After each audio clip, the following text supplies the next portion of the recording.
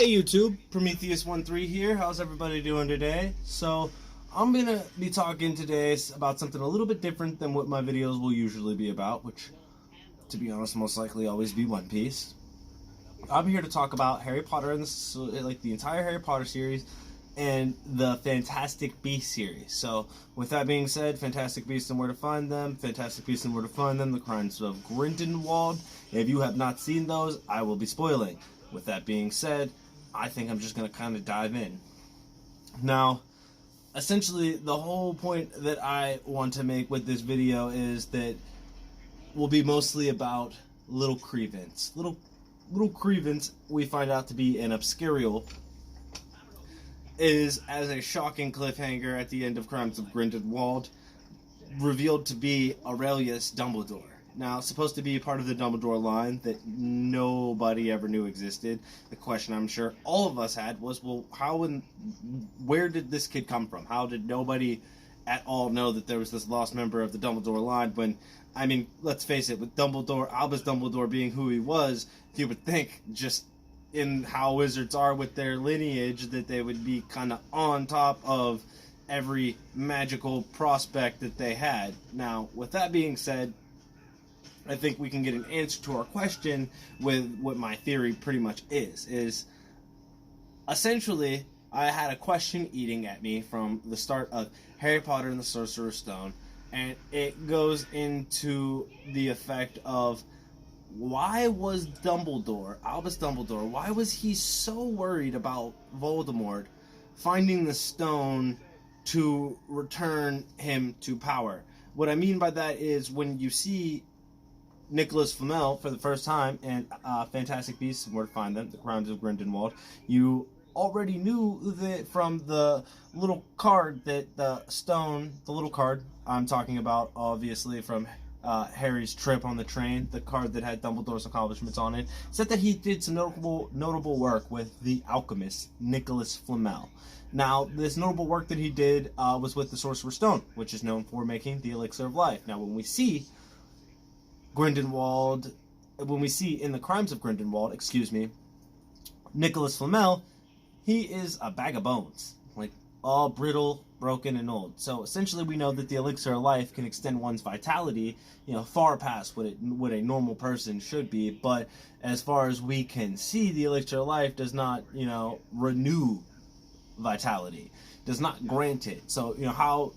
Obviously from this question, how does Dumbledore assume that Voldemort has any inkling that the stone has the ability to grant vitality? To essentially, what we find out as a culmination through the entire Harry Potter series is that when Voldemort did the super douchey thing of trying to kill little baby Harry, which, obviously he could have tried to kill little baby Neville, but obviously, regardless of circumstances, set the prophecy in stone by doing the very douchey thing of trying to murder a baby child.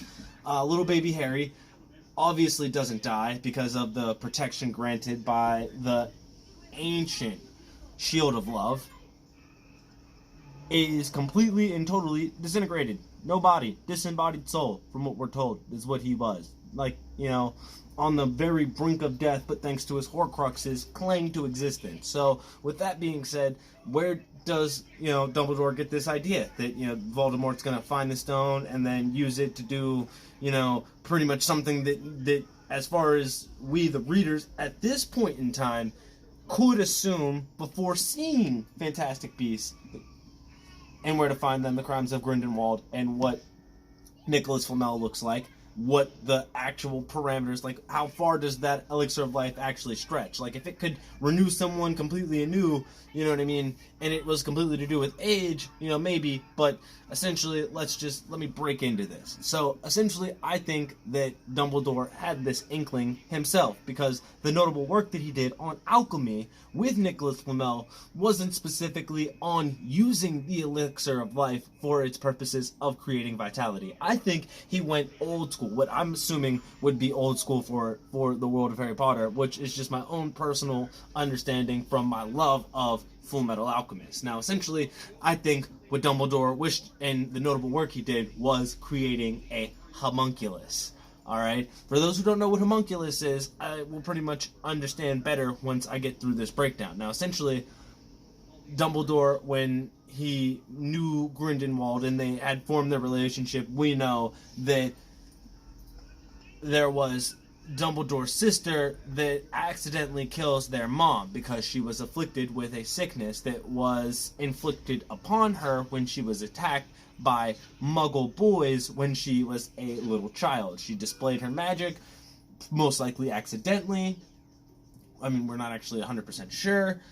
And essentially is reacted upon so horribly that it actually stunts her from being able to use her magic in the future, and that's as far as we get with that affliction. Now, when we get to Fantastic Beasts and Where to Find Them, you could jump to a not far assumption that what was wrong with Ariana was she developed an Obscurial, and the Obscurial blocked her from being able to utilize her magic. Now, an Obscurial, as far as what I think Dumbledore theorized, was a personification of the magic that resides inside of each wizard and witch. So not necessarily to say that the Obscurial was like, you know, Ariana herself, but actually something that developed its own will, and because of that was classified, as Newt says it, a parasitical magical entity. Now, with that being said, I think the one thing that we know about Dumbledore is that when his mom died, he was kind of forced to, you know, look after his little sister, and he was not all too happy about this. I mean, he's in his youth, you know, one of the greatest magical minds that had ever, you know, pretty much walked the earth as far as everyone's ever, you know, talked to him and told him, and he's forced to look after Aberforth and Ariana. Now, with that being said, I think that with him being this clever, magical, brilliant wizard that he is, he devises himself a little bit of a plan. A plan in which will allow him to leave Ariana and Aberforth with a completely guilt-free conscience, and I believe he planned to do this, and this is actually the plan that started his most notable work in alchemy in creating a homunculus. I believe he wished to create this homunculus in which to cure his younger sister's affliction, and essentially doing what, as far as we can tell, based off of the reactions of Newt's speak on the Obscurial when they're during that giant UN magical council and just the first Fantastic Beast, the shock, the constant and then just the in general, you know, folklorish nature of Obscurials to all these witches and wizards means that it was probably not a very commonly understood thing when Dumbledore was planning to devise to do this. And in this plan, he hoped to remove the Obscurial from his living sister and put it into the homunculus, which is actually exactly what a homunculus is, to all who do not know. A homunculus is essentially a vessel for a soul or energy. And essentially, if you don't know what you're doing with alchemy and you were to perform one of the forbidden acts, which is trying to revive the dead, you would essentially only ever create a homunculus. You wouldn't have a way of knowing exactly which soul you're attaching to said body, but that body, when it is resurrected, would be considered a homunculus. Now, with that being said, homunculus bodies aren't always necessarily the bodies of the person you're trying to resurrect, but can actually be vessels that you've created, maybe even mirrored after a person. We know this, again, I know this from Full Metal Alchemist. Great series. If you haven't watched it or read it, it is phenomenal. Now, with that being said, Dumbledore, having made a homunculus, this being the major feat, I think told Aberforth and was not reacted upon in the way that would have been anyway just, yeah, cool, man, go ahead and do it. It was actually the exact opposite. He put his foot down. He said, there's no way that you're going to experiment on our little sister with something that you have no idea or understanding of, you know, because as far as Aberforth's considered, Dumbledore's Albus is just theorizing, and no matter how spot on his theorizing could be, it's not worth the risk. Now, to Albus, you know, he's already risking so much himself. He probably feels just in being stuck looking after them that this is a worth it risk. Now, I think Grindelwald may have also pulled or pushed pulled some buttons, and essentially what ends up happening is once Aberforth, you know, declines, essentially Grindelwald and Albus go ahead with it anyways. And this is actually what leads to the famous duel that we find out about that was that resulted in the death of Ariana. Now, with that all being said, I think that during this duel, now knowing what it had been over, whether it had been an actual duel of Albus, Aberforth, and Grindelwald fighting each other, or Albus and Aberforth fighting Grindelwald, not 100% knowing how that started and, you know, how it fully transpired. You know, we weren't given that much information, but I think that what we can kind of assume from this is essentially that this is the start of Auralus Dumbledore's existence. Now, essentially, this homunculus that was created was not an adult. It was a baby.